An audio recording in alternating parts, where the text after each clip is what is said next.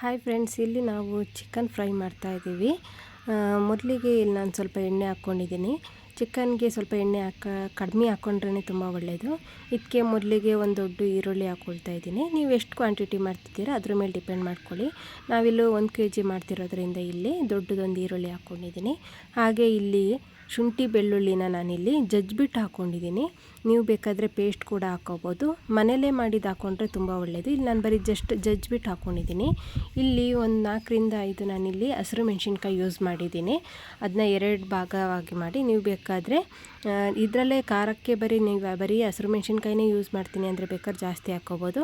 ನಂತರ ಇಲ್ಲಿ 2 ಚಿಕ್ಕ ಟೊಮೊಟೊನ ನಾನಿಲ್ಲಿ ಅಂದರೆ ಚಿಕ್ಕದಾಗಿ ಕಟ್ ಮಾಡಿ ಹಾಕ್ಕೊಂಡಿದ್ದೀನಿ. ನಾನಿಲ್ಲಿ 2 ಹಾಕ್ಕೊಂಡಿದ್ದೀನಿ ಚಿಕ್ಕದು. ನೀವು ಬೇಕಾದ್ರೆ ದೊಡ್ಡದು ಬೇಕಾದ್ರೆ 1-2 ಹಾಕ್ಕೋಬೋದು. ನಾನಿಲ್ಲಿ ಹುಳಿ ಹಾಕೋದ್ರಿಂದ ಇಲ್ಲಿ 2 ಚಿಕ್ಕದು ಮಾತ್ರ ಬಳಸಿದ್ದೀನಿ.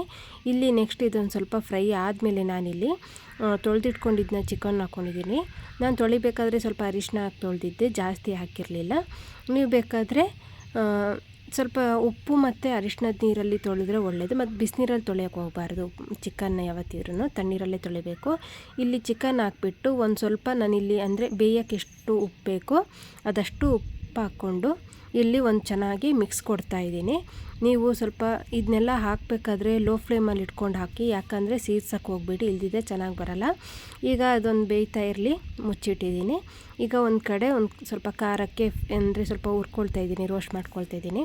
ಇಲ್ಲಿ 1 ಸ್ಪೂನ್ ಖಾರದ ಪುಡಿ, ಅಲ್ಲಿ ಹಸಿರು ಮೆಣಸಿನ್ಕಾಯಿ ಹಾಕಿರೋದ್ರಿಂದ ಇಲ್ಲಿ ಸ್ವಲ್ಪ ಖಾರದ ಪುಡಿ ಯೂಸ್ ಮಾಡ್ತಾಯಿದ್ದೀನಿ. ಸಾಂಬಾರು ಪುಡಿ, ಸ್ವಲ್ಪ ಅರಿಶಿನ, ಸ್ವಲ್ಪ ಇಲ್ಲಿ ಪೆಪ್ಪರ್ ಪುಡಿ ಹಾಕ್ಕೊಳ್ತಾ ಇದ್ದೀನಿ. ಇಲ್ಲಿ ನೀವು ಬೇಕಾದ್ರೆ ಗರಂ ಮಸಾಲೆ ಸ್ವಲ್ಪ ಯೂಸ್ ಮಾಡ್ಬೋದು. ನಾನಿಲ್ಲಿ ಪ್ಯಾಕೆಟಲ್ಲಿರೋ ಗರಂ ಮಸಾಲನ ಯೂಸ್ ಮಾಡ್ತಾಯಿದ್ದೀನಿ. ನೀವು ಬೇಕಾದರೆ ಮನೆಯಲ್ಲೇ ಅಂದರೆ ಚಕ್ಕೆ, ಲವಂಗ, ಏಲಕ್ಕಿ ಅಂದರೆ ಪಲಾವಿಗೆ ಹಾಕೋ ಸ್ಪೈಸಸ್ ಇರುತ್ತಲ್ಲ, ಅದನ್ನೆಲ್ಲ ನೀವು ಚೆನ್ನಾಗಿ ರೋಸ್ಟ್ ಮಾಡಿ ಕುಟ್ಬಿಟ್ಟು ಬೇಕಾದರೆ ಗರಂ ಮಸಾಲೆ ಥರ ನೀವು ಯೂಸ್ ಮಾಡ್ಕೋಬೋದು. ಇಲ್ದಿದ್ರೆ ಪ್ಯಾಕೆಟ್ ಬೇಕಾದ್ರೆ ನೀವು ಯೂಸ್ ಮಾಡ್ಕೋಬೋದು. ನಾನಿಲ್ಲಿ ಪ್ಯಾಕೆಟ್ ಯೂಸ್ ಮಾಡಿದ್ದೀನಿ.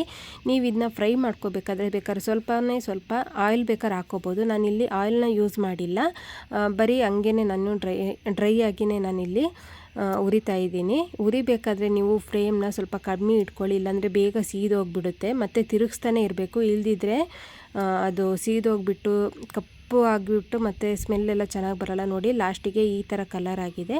ಇಲ್ಲಿ ತನಕ ನಾನು ಹುರ್ಕೊಂಡಿದ್ದೀನಿ. ನೀವು ಬೇಕಾದರೆ ಸ್ವಲ್ಪ ಬ್ಲಾಕ್ ಆ ಕಲರ್ ಥರನೂ ಮಾಡ್ಕೋಬೋದು. ಅಂದರೆ ಉರಿತಾನೆ ಇರಬೇಕು, ಅಂದರೆ ಕೈ ಆಡಿಸ್ತಾನೆ ಇರಬೇಕು, ಬರೀ ಅಂದರೆ ಸೀದೋಗಿದ್ದ ಥರ ಮಾಡೋಕ್ಕೆ ಹೋಗಬಾರ್ದು.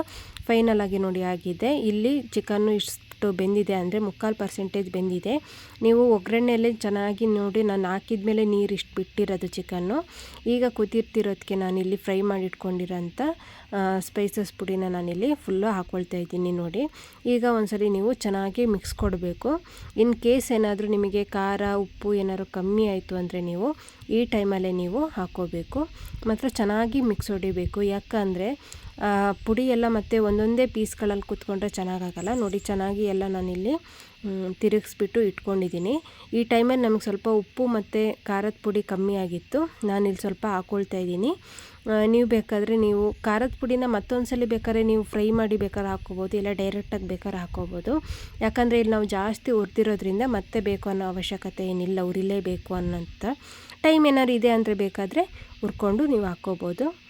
ಫೈನಲಾಗಿ ಎಲ್ಲ ಸ್ವಲ್ಪ ಚೆನ್ನಾಗಿ ಕುದ್ದಾದಮೇಲೆ, ಅಂದರೆ ಖಾರದ ಪುಡಿ ಎಲ್ಲ ಹಾಕಿದ ಮೇಲೆ ನಾನಿಲ್ಲಿ ಕೊತ್ತಂಬರಿ ಸೊಪ್ಪನ್ನ ನಾನಿಲ್ಲಿ ಬಳಸಿದ್ದೀನಿ. ನೀವೇನಾದರೂ ಕೊತ್ತಂಬರಿ ಸೊಪ್ಪು ಹಾಕಿದ ಮೇಲೆ ಬೇಕಾದರೆ ನೀವು ಗ್ಯಾಸ್ನ ಆಫ್ ಮಾಡ್ಕೋಬೋದು, ಚೆನ್ನಾಗೆಲ್ಲ ಚಿಕನ್ ಎಲ್ಲ ಬೆಂದಾಗಿದೆ ಅಂತ ಆದರೆ. ಇಲ್ಲಾಂದರೆ ನೀವು ಕೊತ್ತಂಬರಿ ಸೊಪ್ಪು ಹಾಕಿ ಬೇಕಾದರೆ ನೀವು ಚೆನ್ನಾಗಿ ಒಂದ್ಸಲ ಮಿಕ್ಸ್ ಕೊಟ್ಬಿಟ್ಟು 1-2 ನಿಮಿಷ ಚೆನ್ನಾಗಿ ಅಂದರೆ ಕುದಿಸಾದ್ಮೇಲೆ ನೀವು ಬೇಕಾದರೆ ಲಾಸ್ಟಿಗೆ ಆಫ್ ಮಾಡ್ಕೋಬೋದು. ನೀವು ಕೊತ್ತಂಬರಿ ಸೊಪ್ಪು ಹಾಕಿದ ಮೇಲೆ 1 ನಿಮಿಷನಾದರೂ ನೀವು ಬೇಯಿಸಿದ್ರೇ, ಅಂದರೆ ಗ್ಯಾಸಲ್ಲಿ ಬೇಯಿಸಿದ್ರೇ ಸ್ವಲ್ಪ ಚೆನ್ನಾಗಿ ಅದ್ರ ಫ್ಲೇವರ್ ಎಲ್ಲ ಬಿಟ್ಕೊಂಡು ಚೆನ್ನಾಗಾಗುತ್ತೆ. ಇಲ್ಲಾಂದರೆ ಚೆನ್ನಾಗಿರುತ್ತೆ, ಬಟ್ ಒಬ್ರೊಬ್ರಿಗೆ ಇಷ್ಟ ಆಗುತ್ತೆ. ಆದ್ರೂ ಒಂದು ನಿಮಿಷನಾದರೂ ನೀವು ಬೇಯಿಸಿದರೆ ಅದು ಅರೋಮ ಎಲ್ಲ ಬಿಡುತ್ತಲ್ಲ, ಇನ್ನೂ ಟೇಸ್ಟ್ ಚೆನ್ನಾಗಿ ಬರುತ್ತೆ. ಫೈನಲಾಗಿ ನೋಡಿ, ನಾನು ಕೊತ್ತಂಬರಿ ಸೊಪ್ಪು ಹಾಕಿದ ಕೂಡಲೇ ನಾನಿಲ್ಲಿ ತೋರಿಸ್ತಾ ಇದ್ದೀನಿ. ಇದು ನೆಕ್ಸ್ಟು ಕೊತ್ತಂಬರಿ ಸೊಪ್ಪು ಹಾಕಿ 1-2 ನಿಮಿಷ ಬಿಟ್ಟಾದಮೇಲೆ ನಾನು ತೋರಿಸ್ತಾ ಇದ್ದೀನಿ. ನೋಡಿ, ಇಷ್ಟು ಚೆನ್ನಾಗಿ ಬಂದಿದೆ. ತುಂಬ ಸಿಂಪಲ್ಲಾಗಿ ಮಾಡ್ಬೋದು. ರೊಟ್ಟಿ, ಚಪಾತಿ, ದೋಸೆ ಅಥವಾ ಅನ್ನದ ಜೊತೆ ಬೇಕಾದ್ರೆ ನಾವು ಸರ್ವ್ ಮಾಡ್ಕೋಬೋದು. ಸ್ವಲ್ಪ ಗೊತ್ತರ ಮಾಡಿರೋದ್ರಿಂದ ಸಿಂಪಲ್ಲಾಗಿ ಮಾಡ್ಬೋದು. ನೋಡಿ, ಈ ವಿಡಿಯೋ ಏನಾದರೂ ನಿಮಗೆ ಇಷ್ಟ ಆಗಿದರೆ ಪ್ಲೀಸ್ ಲೈಕ್, ಶೇರ್ ಹಾಗೆ ಕಮೆಂಟ್ ಮಾಡಿ ತಿಳಿಸಿ. ಹಾಗೆ ನಮ್ಮ ಚಾನಲ್ನ ಸಬ್ಸ್ಕ್ರೈಬ್ ಮಾಡಿಕೊಂಡು ಸಪೋರ್ಟ್ ಮಾಡಿ. Thank you for watching.